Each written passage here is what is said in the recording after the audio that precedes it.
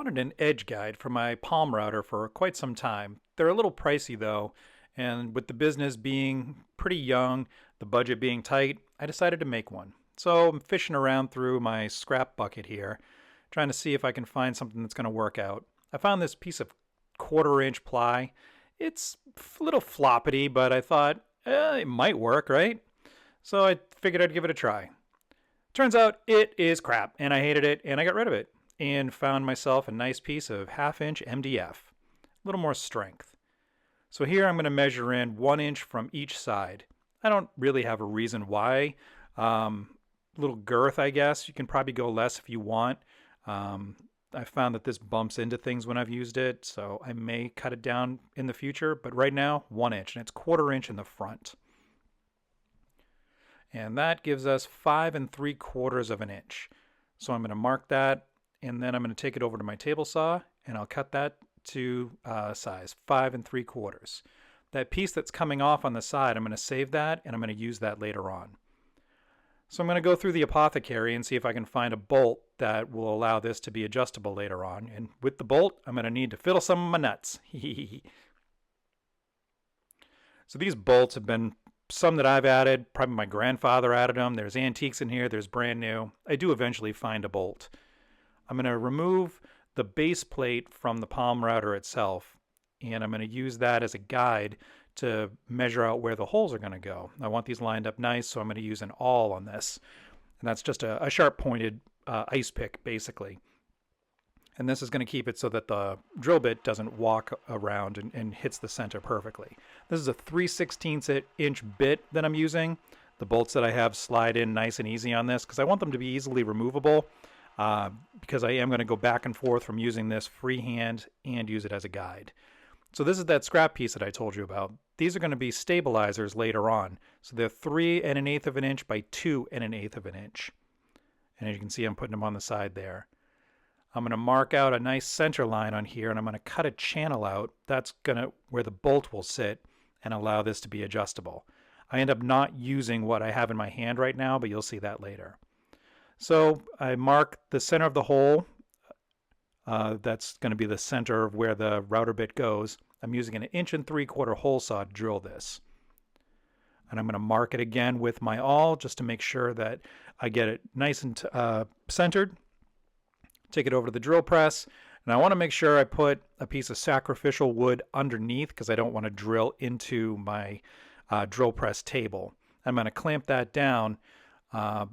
It's a pretty large drill bit. If that grabs, it can swing that around and cause some serious damage or an injury. So with that cut, I'll take that back over. Oh, first off, those holes that I drilled earlier, the 3/16, this is a 1/2 inch bit. I'm just going to bring it down about the depth, just a little past the depth of the thickness of the head of the bolt, if that makes sense. So you can see it right here. I just want that to sit underneath because we don't want that catching on anything as I'm running it over wood when I'm actually using the router. I'm going to start a pilot hole with a 3/8 inch drill bit. You can see the router bit that I'm going to be using later on. This will just make it a lot easier for the router to get started. So again, this is a 3/8 bit, and I just run that right through. Going to give it a little test fit. And then I bring it over to the router. Now here's an important tip. Make sure your router bits are nice and sharp. I have had this router bit probably since I was in my teens. It's from this old Craftsman set, and it was not sharp. And you'll see right here why it's very important to have sharp bits. I caused myself a little fire right there. Smoke, you can't really see it in here, but there was a lot of smoke, and I'm surprised I didn't set my smoke detector off. I did manage to get the channel cut without setting fire to my shop, and from there I gave everything a little test fit just to make sure the measurements were right. I was happy with it. Give it a little slide, and we'll move on to what this piece is. Now, this is 10 inches by 5 5/8 inches, and I'm going to cut a little taper out of this. I don't need to. If you want to just leave it a rectangle, you're more than welcome to. I opted to put an angle on here for, I guess, decorative purposes, and that extra corners might get caught on something, so I thought I'd just take them out of the way. This ends up being a 55-degree angle that I put on here, and I'm marking it from the bottom corner of where my edge guides are to the bottom. And then I'm going to take, as you can see, I use my speed square. I clamp that down, and that's going to be a straight edge to help make that cut. I end up freehanding the angle, and it came out really nice. The top remains 10 inches, and it tapers down to 2 3/4 of an inch. So I give another quick little test fit, and everything fits, so I'm happy. I'm going to come 2 1/4 inches down from the top and 5 inches on center for this hole. I'm going to drill a 1/4 inch hole here. This is going to accept the carriage bolt that I'm using. So I'm using a 1/4 inch bit for that, so it's going to fit nice and tight. This doesn't have to be removed. I do recess this. I don't show it in the video, but I do recess this bolt on the bottom so the head of that bolt is sitting inside the plywood just a little bit, just so it doesn't get caught on anything. And I have a large fender washer and a wing nut to hold it in place. And you see how that kind of slops around like that. That's what those two little supports on the side are going to do to help keep it straight. I'm going to attach these supports with a little bit of super glue, or actually I think that's Gorilla Glue. It doesn't take a lot, just 4 little dots. I made sure everything was square before I started putting this on. And I'm going to do the same for the other side. A little extra there. And let's go old school with some ancient nails. These are probably, I don't know, 60, 70 years old. My grandfather bought them and stored them in an old Skippy peanut butter jar, and I'm finally going to use them.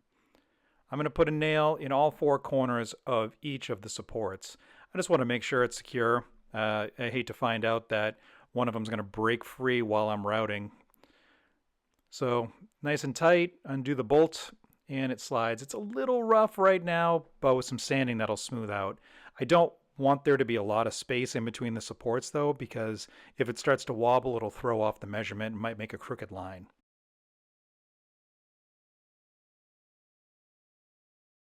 I'm using 120 grit sandpaper just to get all the edges down, make sure I don't hit a splinter while I'm using this. Also hit everything with a palm sander just to make sure it's all smooth. But I also want to make sure I get in all the nooks and crannies, especially this channel here.